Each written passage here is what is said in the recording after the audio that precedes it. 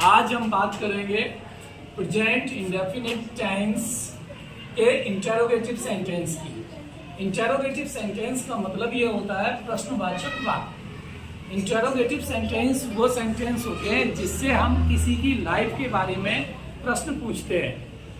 ठीक, अब वो दो तरीके के प्रश्न पूछ सकते हैं आप। एक तो होते हैं कंफर्मिंग क्वेश्चंस। कंफर्मिंग क्वेश्चंस ये होते हैं आपको डाउट होता है कि वो काम ऐसा करता है या नहीं करता है, तो आप पूछते हैं क्या आप ऐसा करते हैं। इट मीन्स जैसे क्या आप स्कूल जाते हैं, do you go to school. क्या आप मूवी देखते हैं, डू यू वॉच मूवी। क्या आप क्रिकेट खेलते हैं, डू यू प्ले क्रिकेट।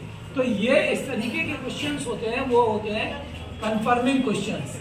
फिर WH क्वेश्चंस होते हैं। WH क्वेश्चंस वो होते हैं जिनमें प्रश्न पूछा जाता है, What do you study? What do you study? आप किसका अध्ययन करते हैं, What do you study? तो ये what से तो WH आता है, उसमें who से क्वेश्चन करते हैं तो WH आता है। इस तरीके से वो WH क्वेश्चंस कहे जाते हैं। आज हम बात करेंगे कंफर्मिंग क्वेश्चंस पे। कंफर्मिंग क्वेश्चंस ये हमने लिख लिया है और इसमें डू यू एक्शन करके प्रश्न पूछेंगे, डू दे एक्शन करके प्रश्न पूछेंगे, या कोई प्लूरल नाउन्स है तो डू और वो प्लूरल नाउन्स। ठीक, उसमें बहुत सारे नाम भी ऐड करके, जैसे रवि, रोहित एंड मोहित। ठीक, और वो फिर एक्शन करके आ जाएगा। अगर सिंगुलर है, अगर हम बात कर रहे हैं ही की, सी की या सिंगुलर नाउन की, तो वहां पे एक्शन ऐसे करके आ जाएगा। लास्ट में क्वेश्चन मार्क का यूज करेंगे आप। क्वेश्चन मार्क का यूज होता है, जैसे मैंने आपको बताया कि पॉजिटिव और नेगेटिव सेंटेंस के अंत में फुल स्टॉप लगता है, ठीक उसी तरीके से इंटरोगेटिव सेंटेंस जो होते हैं उनके लास्ट में क्वेश्चन मार्क लगता है।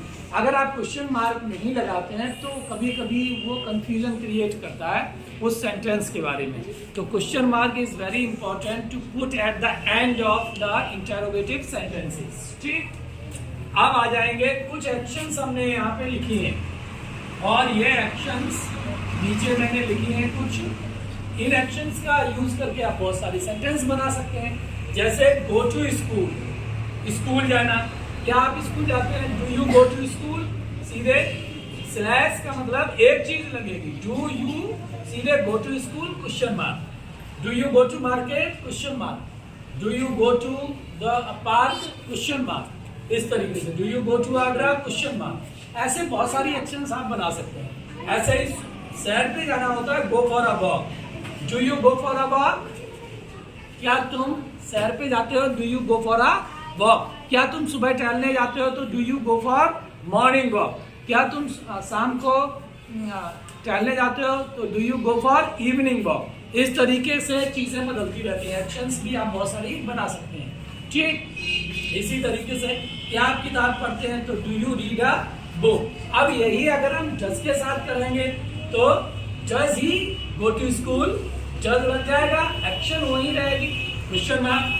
Does he go for a walk, does he go for a evening walk. ठीक, does he go for evening walk, does he go for morning walk. इस तरीके से बहुत सारे इस तरीके से। और जैसे कोई MBA कर रहा है, आपको पता है टू द MBA, अब लेकिन आप कंफ्यूज हैं, आपने सोचा चलो मैं खुद ही पूछ लेता हूँ, तो आप इस तरीके से पूछेंगे do you do the MBA। क्या आप MBA करते हो, अगर कोई इस तरीके से। ठीक, ऐसे बहुत सारी एजुकेशन के बारे में एक्शंस आप बना सकते हैं। Do the BCA, do the MCA, इस तरीके से डू द BSc, MSc और बहुत सारे प्रोफेशनल कोर्सेज होते हैं, उनके बारे में भी एक्शन बना सकते हैं। तो डू से बना देते हैं। एक्सरसाइज, डू द प्रेयर, प्रार्थना करना। डू द प्रेयर, प्रार्थना करना होता है। Do you do the prayer, क्या आप प्रार्थना करते हैं। इस तरीके से आप बना लेंगे do you do the prayer. ठीक, do you do the exercise, क्या आप व्यायाम करते हैं। क्या वह एक्सरसाइज करता है। Does he do the exercise, इस तरीके से। अगर ही के लिए बनाएंगे, does Rohit do the exercise, does Mohit do the exercise, does Mohit go for a walk, does Mohit go for evening walk. Does Mohit go for morning walk, does Mohit watch movie, इस तरीके से बहुत सारी action आपके दिमाग में होनी चाहिए और फिर आप बहुत सारे सेंटेंस इस के बना सकते हैं। किसी की भी लाइफ के बारे में जब आपको पूछना है तो आप बहुत अच्छे से पूछ सकते हैं इस तरीके से, किसी की भी लाइफ के बारे में। हाँ, क्या आप सही से बैठते हैं? तो do you sit properly in the class? कक्षा में क्या आप सही से बैठते हैं? ठीक, क्या आप कक्षा में शोर करते हैं? Do you make a noise in the class? ठीक, तो शोर करना होता है मेक अ नॉइज। ठीक, मेक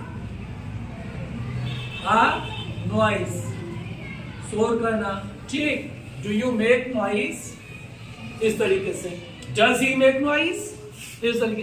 तो ये अगर आप इस तरीके से सीखेंगे टेंस को तो आपको बोलना जल्दी आएगा। अदरवाइज होता क्या, ट्रांसलेशन सारा आ जाता है लोगों को और बहुत सारी चीजें पढ़ लिख ली होती हैं, सीख ली होती हैं, लेकिन सही से सुनना और बोलना नहीं आ रहा है।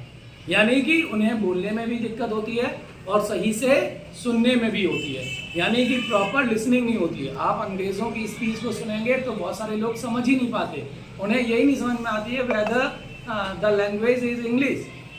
Okay, so that is very important. तो main thing is if you will follow action method, that is a direct method. सिखाने को मैं बाइलिंगुअल मेथड से भी आपको ट्रांसलेशन सिखा सकता हूँ, लेकिन ये डायरेक्ट मेथड से अगर आप करेंगे that will help you to speak and listen very soon. Okay, it will help you. So these are some actions you have to make some sentences by using them. Okay, that's it.